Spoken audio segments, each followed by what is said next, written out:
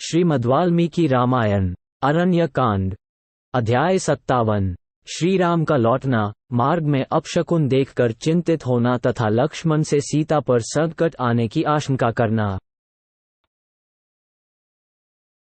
इधर मृगरूप से विचरते हुए उस इच्छानुसार रूप धारण करने वाले राक्षस मारीच का वध करके श्री रामचंद्र जी तुरंत ही आश्रम के मार्ग पर लौटे।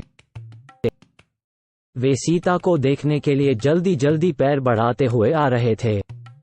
इतने ही में पीछे की ओर से एक सियारिन बड़े कठोर स्वर में चीत्कार करने लगी। गीदड़ी के उस स्वर से श्री रामचंद्र जी के मन में कुछ शंका हुई। उसका स्वर बड़ा ही भयंकर तथा रोंगटे खड़े कर देने वाला था। उसका अनुभव करके वे बड़ी चिंता में पड़ गए।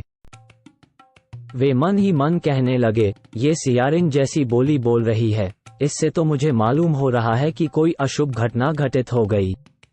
क्या विदेहनंदिनी सीता कुशल से होंगी? उन्हें राक्षस तो नहीं खा गए? मृगरूपधारी मारीच ने जानबूझकर मेरे स्वर का अनुसरण करते हुए जो आर्त पुकार की थी, वह इसलिए कि शायद इसे लक्ष्मण सुन सकें। सुमित्रानंदन लक्ष्मण वह स्वर सुनते ही सीता के ही भेजने पर उसे अकेली छोड़कर तुरंत मेरे पास यहाँ पहुँचने के लिए चल देंगे। राक्षस लोग तो सबके सब मिलकर सीता का वध अवश्य कर देना चाहते हैं। इसी उद्देश्य से यह मारीच राक्षस सोने का मृग बनकर मुझे आश्रम से दूर हटा ले आया था और मेरे बाणों से आहत होने पर जो उसने आर्तनाद करते हुए कहा था कि हा लक्ष्मण, मैं मारा गया, इसमें भी उसका वही उद्देश्य छिपा था। वन में हम दोनों भाइयों के आश्रम से अलग हो जाने पर क्या सीता सकुशल वहां रह सकेंगी? जनस्थान में जो राक्षसों का संहार हुआ है, उसके कारण सारे राक्षस मुझसे वैर बांधे ही हुए हैं। आज बहुत से भयंकर अपशकुन भी दिखाई देते हैं। सियारिन की बोली सुनकर इस प्रकार चिंता करते हुए मन को वश में रखने वाले श्री राम तुरंत लौटकर आश्रम की ओर चले। मृगरूपधारी राक्षस के द्वारा अपने को आश्रम से दूर हटाने की घटना पर विचार करके श्री रघुनाथ जी शंकित हृदय से जनस्थान को आए। उनका मन बहुत दुखी था, वे दीन हो रहे थे। उसी अवस्था में वन के मृग और पक्षी उन्हें बाएं रखते हुए वहां आए और भयंकर स्वर में अपनी बोली बोलने लगे। उन महाभयंकर अपशकुनों को देखकर श्री रामचंद्र जी तुरंत ही बड़े वेग से अपने आश्रम की ओर लौटे। इतने ही में उन्हें लक्ष्मण आते दिखाई दिए। उनकी कांति फीकी पड़ गई थी। थोड़ी ही देर में निकट आकर लक्ष्मण श्री रामचंद्र जी से मिले।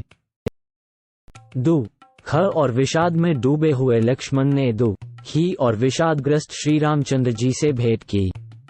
उस समय राक्षसों से सेवित निर्जन वन में सीता को अकेली छोड़कर आए हुए लक्ष्मण को देख भाई श्री राम ने उनकी निंदा की। लक्ष्मण का बायां हाथ पकड़कर रघुनंदन आर्त से हो गए और पहले कठोर तथा अंत में मधुर वाणी द्वारा इस प्रकार बोले, अहो सौम्य लक्ष्मण, ये तुमने बहुत बुरा किया जो सीता को अकेली छोड़कर यहाँ चले आए।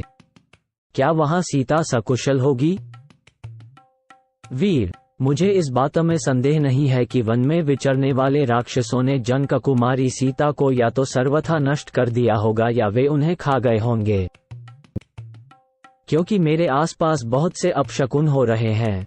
पुरुष सिंह लक्ष्मण, क्या हम लोग जीती जागती हुई जनक दुलारी सीता को पुनर्तः स्वस्थ एवं सकुशल पा सकेंगे? महाबली लक्ष्मण, ये मृगों के झुंड दाहिनी ओर से आकर जैसा अमंगल सूचित कर रहे हैं, ये गीदड़ जिस तरह भैरवनाद कर रहे हैं तथा जलती सी प्रतीत होने वाली संपूर्ण दिशाओं में पक्षी जिस तरह की बोली बोल रहे हैं, इन सब से यही अनुमान होता है कि राजकुमारी सीता शायद ही कुशल से हों। ये राक्षस मृग के समान रूप धारण करके मुझे लुभाकर दूर चला आया था। महान परिश्रम करके जब मैंने इसे किसी तरह मारा, तब यह मरते ही राक्षस हो गया। लक्ष्मण, अतः मेरा मन अत्यंत दीन और अप्रसन्न हो रहा है। मेरी बाईं आंख फड़क रही है, इससे जान पड़ता है संदेह आश्रम पर सीता नहीं है। उसे कोई हर ले गया, वह मारी गई अथवा किसी राक्षस के साथ मार्ग में होगी।